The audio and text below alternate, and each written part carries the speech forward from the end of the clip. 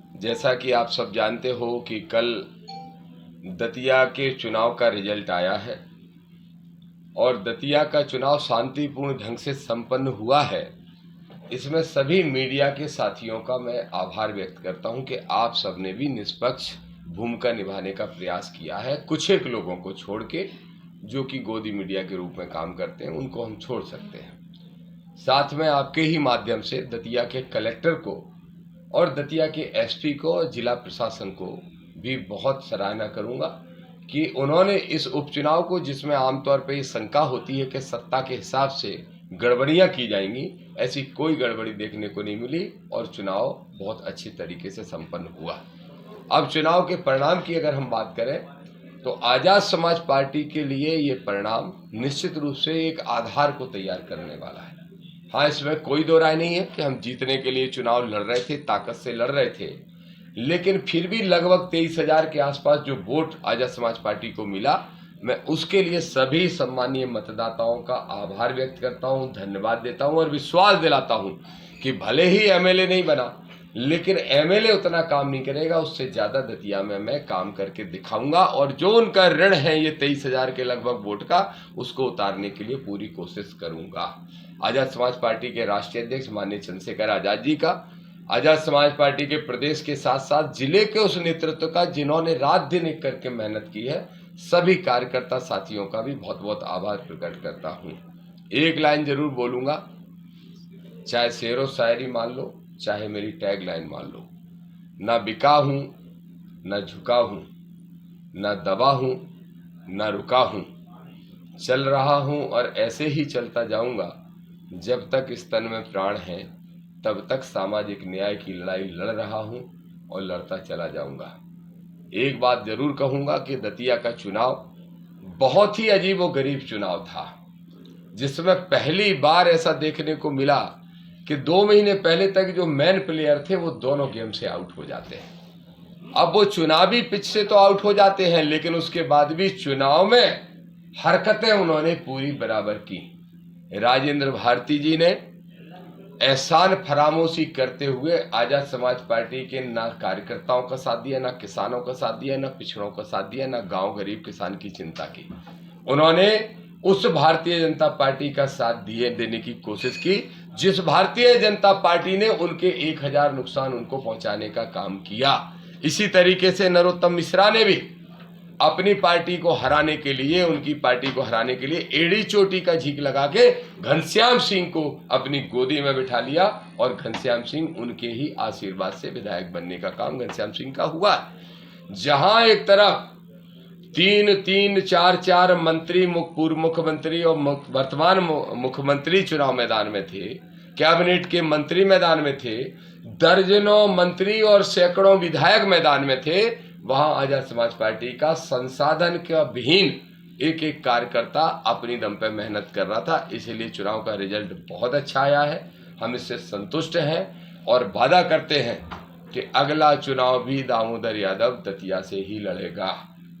आज जो बैठक आपने अभी देखी, जो बैठक हम सब साथियों की चल रही है, वो तैयारी है इस बात की कि आगामी निकाय चुनाव में जो 6 महीने बाद दतिया के अंदर होने वाले हैं, उन निकाय चुनाव की हर नगर पालिका, नगर पंचायत में आज़ाद समाज पार्टी पूरी ताकत से चुनाव लड़ेगी और जीत के दिखाएगी।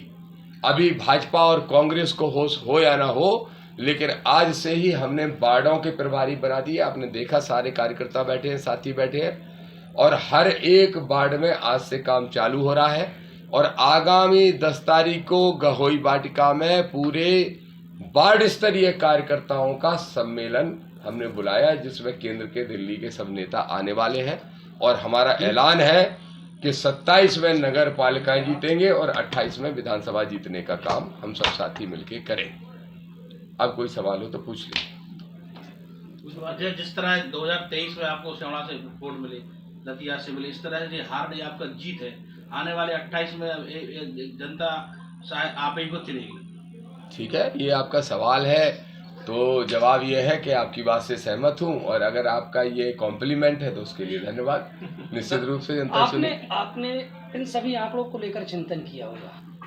आपको सेवड़ा की अपेक्षा में दतिया में वोट बैंक कम मिल लगभग 6-6.5 हजार वोट मुझे सियोड़ा की तुलना में दतिया में कम मिला। और उसका सबसे बड़ा कारण, बहुत अच्छा सवाल, धन्यवाद आपको पूछा।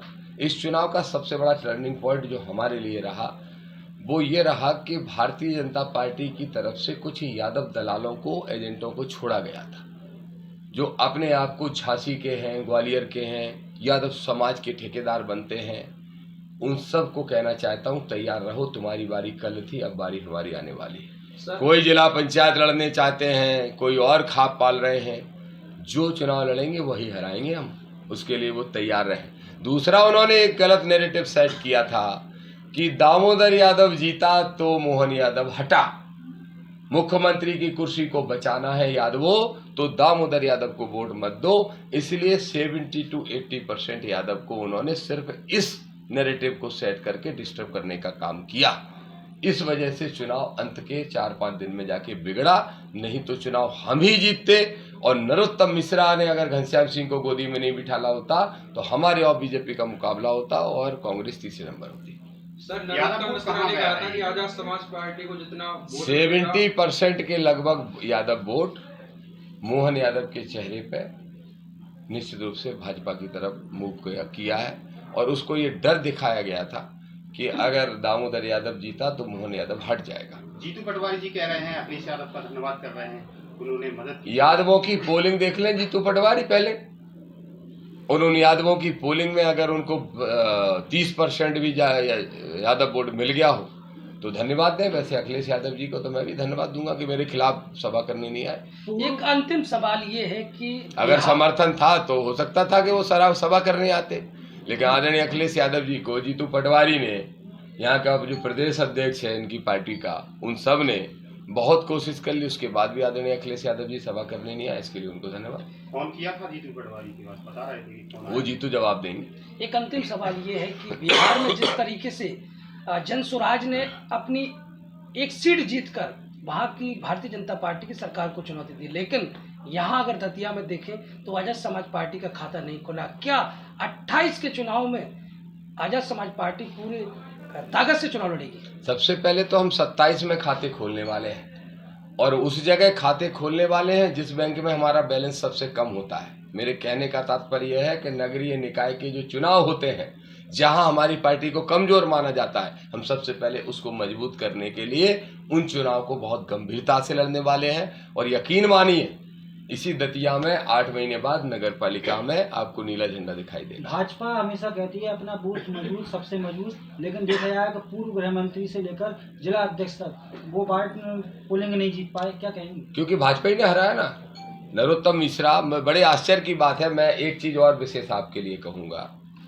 मैं जीतू पटवारी की सराहना करूंगा इस बात के लिए कि उन्होंने राजेंद्र भारती पर बहुत क्विक एक्शन लेते हुए उन्हें पार्टी से बाहर का रास्ता दिखा दिया। लेकिन मुझे आश्चर्य है हेमंत खंडेलवाल जी, आप कब नरोत्तम मिश्रा को पार्टी से बाहर निकाल पाओगे? और क्या भारतीय जनता पार्टी जो कहती है व्यक्ति बड़ा नहीं संगठन बड़ा होता है, तो क्या वहां दादापा ज्यादा बड़ी हो गई है भाजपा से कि अभी तक नरोत्तम मिश्रा के खिलाफ कोई एक्शन नहीं ले पाए? और खुलेआम प्रमाण है, जिला पंचायत अध्यक्ष का पंचायत हो, चाहे जनपद अध्यक्ष का गांव हो, चाहे नरोत्तम मिश्रा का खुद का वार्ड हो, चाहे नगरपालिका अध्यक्ष का क्षेत्र हो, इन सब में भाजपा का हारना और कांग्रेस का जीतना ये प्रमाणित करता है कि नरोत्तम मिश्रा ने कांग्रेस को जिताने के लिए काम किया। 2028 के लिए कांग्रेस भी बड़ा दावा कर रही है कि 28 में हम मध्य प्रदेश में चुनाव जीतेंगे, एक दावा आपका भी है 28 को लेकर, कैसे देखेंगे? देखो, कांग्रेस को अगर ये लगता है कि बार बार उनको नरोत्तम मिश्रा जैसे बागी मिलते रहेंगे तो वो गलतफहमी के शिकार है। अभी तो नरोत्तम मिश्रा कांग्रेस कसम खा के कह दे, घनश्याम सिंह कह दे कि नरोत्तम मिश्रा ने उनका प्रचार नहीं किया। वो तो कल ही टीवी पे बोल रहे थे कि हाँ भाजपा के लोगों ने हमारा काम किया। तो जब प्रत्याशी ही कह रहा है तो वो जीत कांग्रेस की है। जीतू पटवारी जवाब दो, ये कांग्रेस की जीत है कि भाजपा के कार्यकर्ताओं की जीत है? या दोनों दलों ने मिलकर आजाद समाज पार्टी को रोकने की कोशिश की? करो, हम और वेग से आएंगे।